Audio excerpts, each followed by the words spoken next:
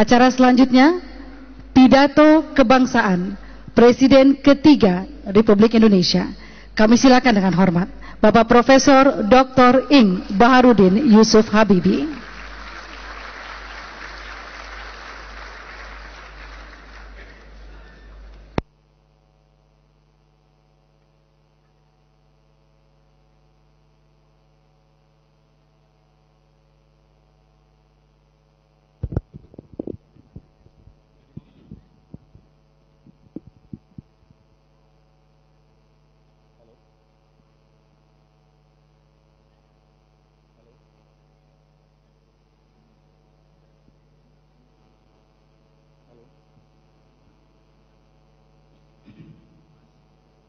Bismillahirrahmanirrahim. Assalamualaikum warahmatullahi wabarakatuh. Salam sejahtera.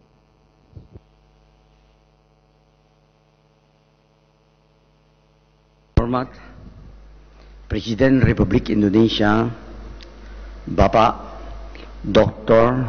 Susilo Bambang Yudhoyono bersama Ibu. Yang terhormat Presiden Republik Indonesia yang kelima, Ibu Megawati Soekarno Putri.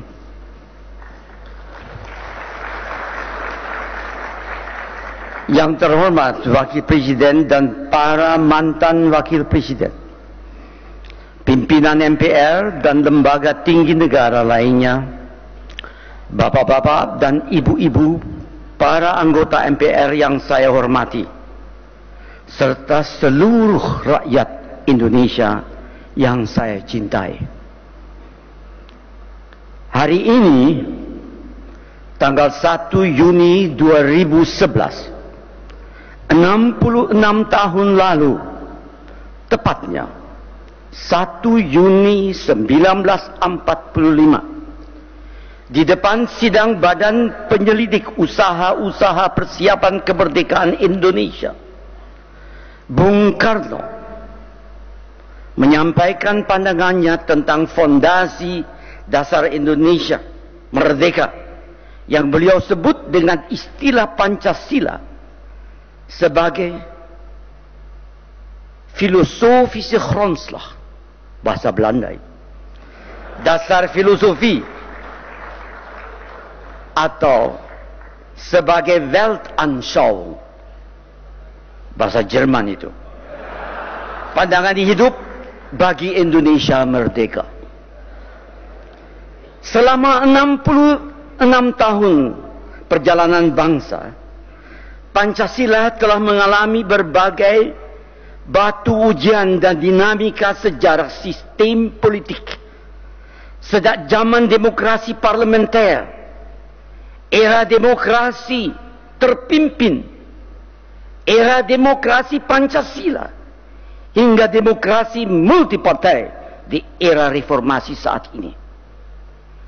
Di setiap zaman, Pancasila harus melewati alur dialektika peradaban yang menguji ketangguhannya sebagai dasar filosofis bangsa Indonesia yang terus berkembang dan tak pernah berhenti di satu titik terminal sejarah. Sejak 1998 kita memasuki era reformasi. Di satu sisi kita menyambut gembira munculnya fajar reformasi yang diikuti gelombang demokratisasi di berbagai bidang. Namun bersamaan dengan kemajuan kehidupan demokrasi tersebut, ada sebuah pertanyaan mendasar yang perlu kita renungkan bersama. Di manakah Pancasila kini berada? Pertanyaan ini penting dikemukakan karena sejak reformasi 1998, Pancasila seolah-olah tenggelam dalam pusaran sejarah masa lalu yang tak lagi relevan untuk disertakan dalam dialektika reformasi. Pancasila seolah hilang dari memori kolektif bangsa.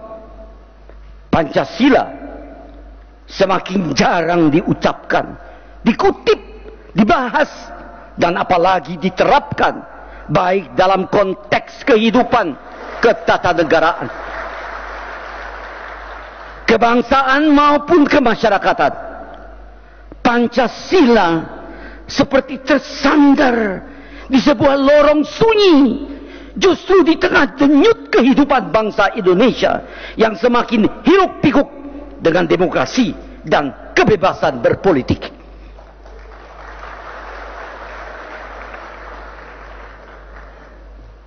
Mengapa hal itu terjadi? Mengapa seolah kita melupakan Pancasila? Ada sejumlah penjelasan mengapa Pancasila seolah lenyap dari kehidupan kita. Pertama, situasi dan lingkungan kehidupan bangsa yang telah berubah baik di tingkat domestik, regional maupun global. Situasi lingkungan kehidupan bangsa pada tahun 1945, 66 tahun yang lalu, telah mengalami perubahan yang amat nyata pada saat ini dan akan terus berubah pada masa yang akan datang. Beberapa perubahan yang kita alami antara lain. Pertama, terjadinya proses globalisasi dalam segala aspeknya. Dan pemanfaatan teknologi informasi oleh masyarakat, di mana informasi menjadi kekuatan yang sangat berpengaruh dalam berbagai aspek kehidupan, tapi juga yang rentan terhadap manipulasi informasi dengan segala dampaknya.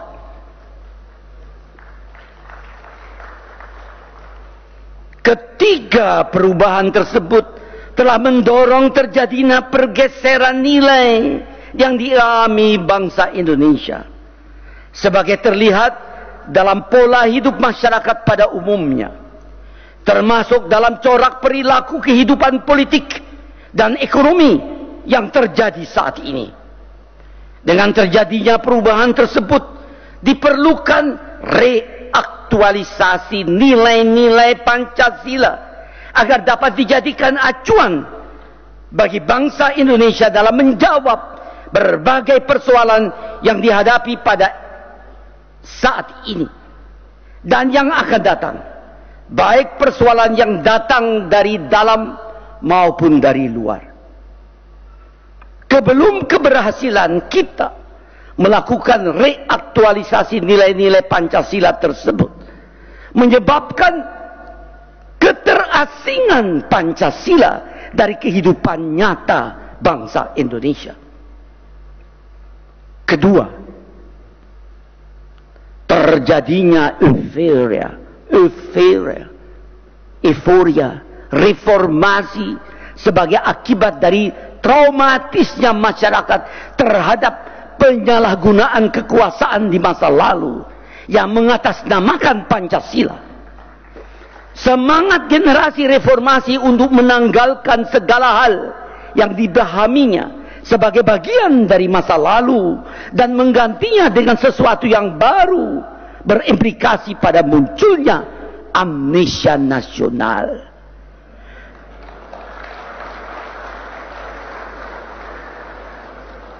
Tentang pentingnya kehadiran Pancasila sebagai Grundnorm, itu bahasa Jerman, norma dasar yang mampu menjadi payung kebangsaan yang menaungi seluruh warga yang beragam suku, bangsa, adat istiadat.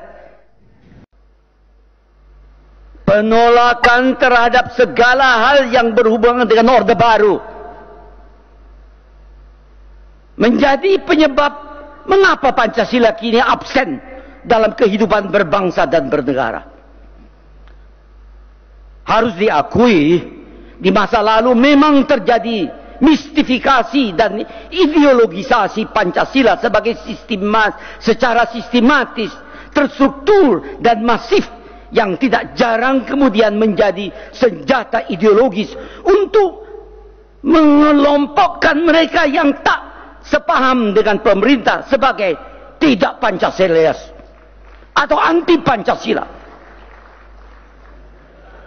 Pancasila diposisikan sebagai alat penguasa melalui monopoli pemaksaan dan penafsiran Pancasila yang digunakan untuk kepentingan melanggengkan kekuasaan.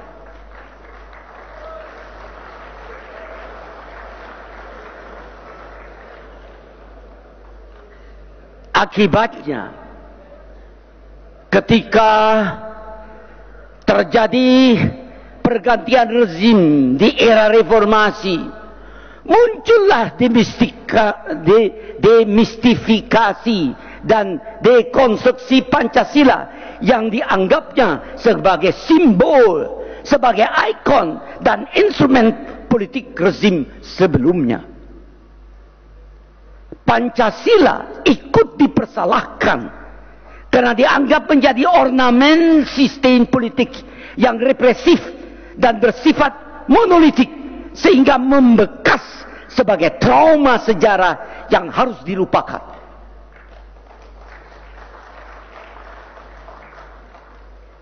Pengaitan Pancasila dengan seluruh rezim pemerintahan tertentu menurut saya merupakan kesalahan mendasar.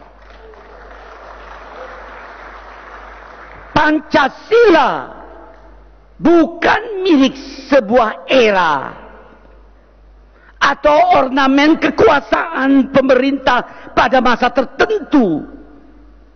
Pancasila bukan representasi sekelompok orang, golongan atau orde tertentu.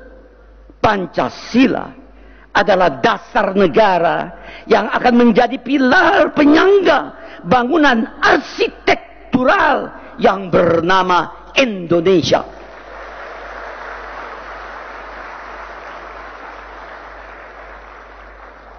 Sepanjang Indonesia masih ada, Pancasila akan menyertai perjalanannya. Rezim pemerintahan akan berganti setiap waktu dan akan pergi menjadi masa lalu. Akan tetapi dasar negara akan tetap ada dan tak akan menyertai kepergian sebuah era pemerintahan.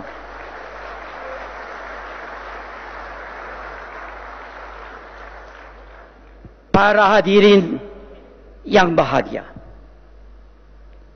pada refleksi Pancasila 1 Juni 2011 saat ini, saya ingin menggarisbawahi apa yang sudah dikemukakan banyak kalangan, yakni perlunya kita melakukan reaktualisasi, restorasi atau revitalisasi nilai-nilai Pancasila dalam kehidupan berbangsa dan bernegara, terutama dalam rangka menghadapi berbagai permasalahan bangsa masa kini dan masa datang. Problema kebangsaan yang kita hadapi semakin kompleks, baik dalam skala nasional, regional, maupun global, memerlukan solusi yang tepat, terencana dan terarah dengan menjadikan nilai-nilai Pancasila sebagai pemandu arah menuju hari esok Indonesia yang lebih baik. Oleh karena itu, tak terkait dengan sebuah era pemerintahan, termasuk orde lama, orde baru, dan orde manapun, maka Pancasila seharusnya terus-menerus diaktualisasikan dan menjadi jati diri bangsa yang akan mengilhami setiap perilaku kebangsaan dan kenegaraan dari waktu ke waktu.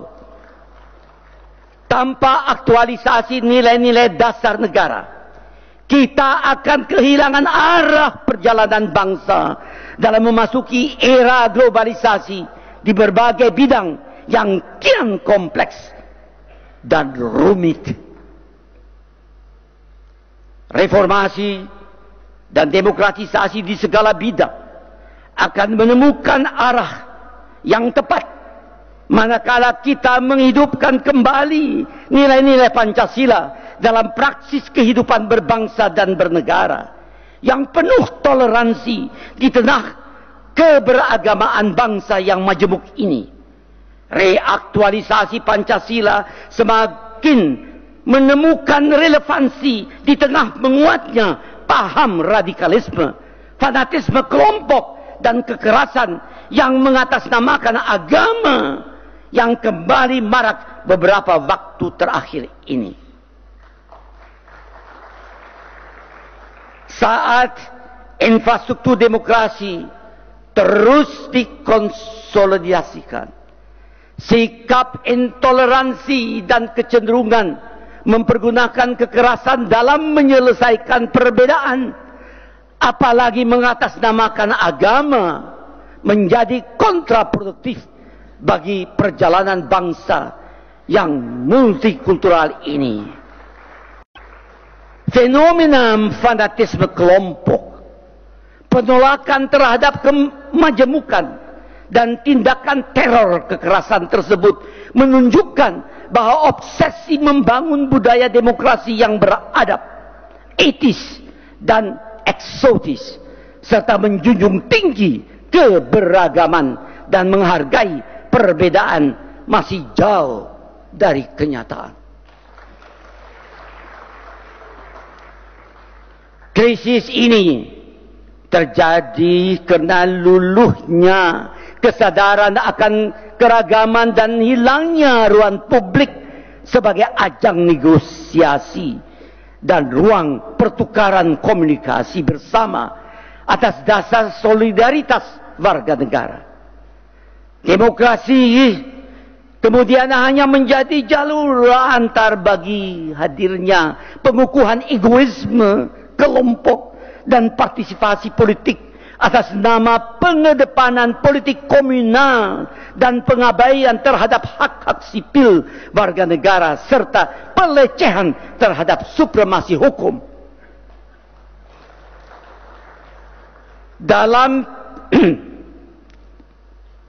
Dalam perspektif itulah reaktualisasi Pancasila diperlukan untuk memperkuat paham kebangsaan kita yang majemuk dan memberi jawaban atas sebuah pertanyaan, akan dibawa kemana biduk peradaban bangsa ini berlayar di tengah lautan zaman yang penuh tantangan dan ketidakpastian. Untuk menjawab pertanyaan itu, kita perlu menyegarkan kembali pemahaman kita terhadap Pancasila. Dalam waktu yang bersamaan, kita melepaskan Pancasila dari stigma lama dan penuh misti bahwa Pancasila itu sakti, keramat dan sakral yang justru membuatnya teralienisasi dari keseharian hidup warga dalam berbangsa dan bernegara. Sebagai suatu tata nilai luhur, noble values, Pancasila perlu diaktualisasikan dalam tataran praktis yang lebih membumi sehingga mudah diimplementasikan dalam berbagai bidang kehidupan. Para hadirin yang berbahagia, sebagai ilustrasi, contoh, kalau sila kelima Pancasila mengamanatkan terpenuhinya keadilan sosial bagi seluruh rakyat Indonesia, bagaimana implementasinya pada kehidupan ekonomi yang sudah mengglobal sekarang ini? Kita tahu Fenomena globalisasi mempunyai berbagai bentuk, tergantung pada pandangan dan sikap suatu negara dalam merespon fenomena tersebut. Salah satu manifestasi globalisasi dalam bidang ekonomi misalnya adalah pengalihan kekayaan suatu negara ke negara lain yang setelah diolah dengan nilai tambah yang tinggi, kemudian menjual produk-produk ke mancanegara sedemikian rupa sehingga rakyat harus membeli jam kerja bangsa lain. Ini adalah perjalanan dalam bentuk baru neokolonialisme, atau dalam pengertian sejarah kita suatu VOC, ada singkatan bahasa Belanda, Verenigde Oost-Indische Company, dengan baju baru. Implementasi sila kelima untuk menghadapi globalisasi dalam makna neokolonialisme atau VOC baju baru itu adalah bagaimana kita memperhatikan dan memperjuangkan jam kerja bagi rakyat Indonesia sendiri dengan cara meningkatkan kesempatan kerja melalui berbagai kebijakan dan strategi yang berorientasi pada kepentingan dan kesejahteraan rakyat. Sejalan dengan usaha meningkatkan neraca jam kerja tersebut, kita juga harus mampu meningkatkan nilai tambah berbagai produk kita agar menjadi lebih tinggi dari biaya tambah, dengan ungkapan lain, value added harus lebih besar dari added cost. Hal itu dapat dicapai dengan peningkatan produktivitas, daya saing, dan lapangan kerja untuk sumber daya di Indonesia. Mengembangkan serta menerapkan ilmu pengetahuan dan teknologi yang didorong oleh kebutuhan pasar global dan domestik.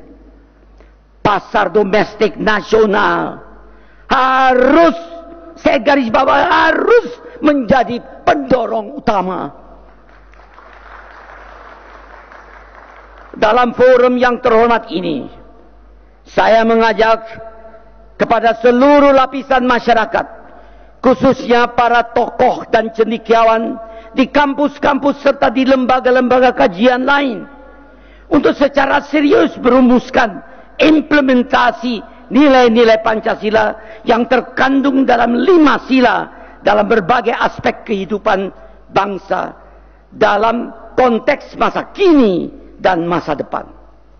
Yang juga tidak kalah penting adalah peran para penyelenggara negara dan pemerintahan untuk secara cerdas dan konsekuen serta konsisten menjabarkan implementasi nilai-nilai Pancasila tersebut dalam berbagai kebijakan yang dirumuskan dan program yang dilaksanakan.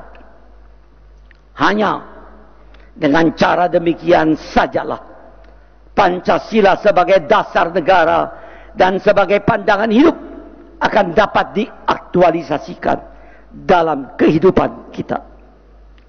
Memang reaktualisasi Pancasila juga mencakup upaya yang serius dari seluruh kunjungan komponen bangsa untuk menjadikan Pancasila sebagai sebuah visi yang menuntun perjalanan bangsa di masa datang, sehingga memposisikan Pancasila sebagai solusi atas berbagai macam persoalan bangsa. Melalui reaktualisasi Pancasila, dasar negara itu akan ditempatkan dalam kesadaran baru, semangat baru, dan paradigma baru dalam dinamika perubahan sosial politik masyarakat Indonesia. Para hadirin yang saya hormati, oleh karena itu saya menyambut gembira upaya Majelis Permusyawaratan Rakyat yang akhir-akhir ini gencar menyosialisasikan kembali 4 pilar kebangsaan yang fundamental Pancasila, Undang-Undang Dasar 45, Bhinneka Tunggal Ika, dan Negara Kesatuan Republik Indonesia. Keempat pilar itu sebenarnya telah lama dipancangkan ke dalam bumi pertiwi oleh para founding fathers kita di masa lalu. Akan tetapi, karena zaman terus berubah yang kadang berdampak pada terjadinya diskontinuitas memori sejarah, maka menyegarkan kembali empat pilar tersebut sangat relevan dengan problematika bangsa ini. Sejalan dengan itu, upaya penyegaran kembali juga perlu dilengkapi dengan upaya mengaktualisasikan kembali nilai-nilai yang terkandung dalam keempat pilar kebangsaan tersebut. Marilah kita jadikan momentum untuk memperkuat empat pilar kebangsaan itu melalui aktualisasi nilai-nilai Pancasila sebagai Weltanschauung yang dapat menjadi fondasi, perekat sekaligus payung kehidupan berbangsa dan bernegara. Dengan membumikan nilai-nilai Pancasila dalam keseharian kita seperti nilai ketuhanan, nilai kemanusiaan, nilai persatuan, nilai permusyawaratan dan keadilan sosial, saya yakin bangsa ini akan dapat meraih kejayaan di masa depan. Nilai-nilai itu harus diinternalisasikan dalam sanubari bangsa sehingga Pancasila hidup dan berkembang di seluruh pelosok Nusantara. Aktualisasi nilai-nilai Pancasila harus menjadi gerakan nasional yang terencana dengan baik sehingga tidak menjadi slogan politik yang tidak ada implementasinya.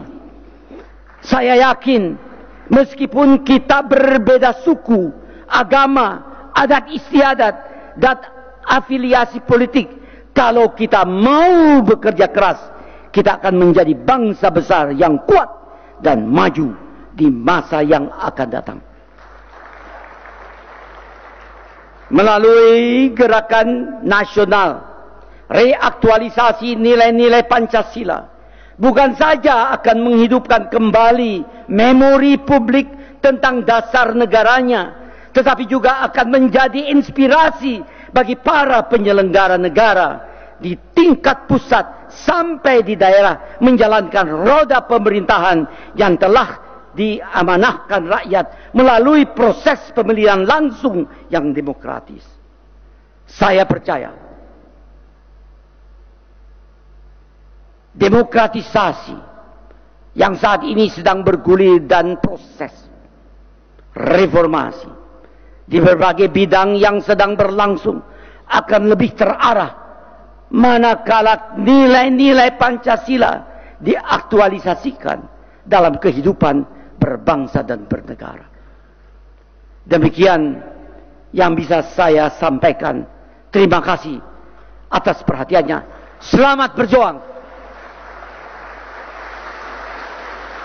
Wassalamualaikum warahmatullahi wabarakatuh.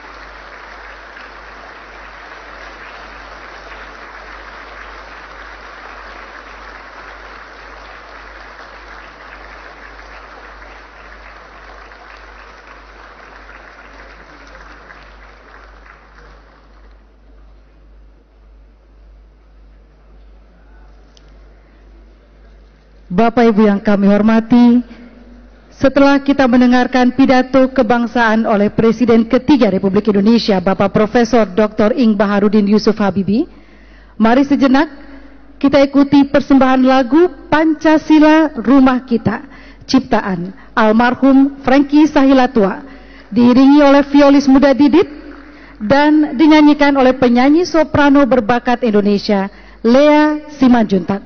Pancasila Rumah Kita.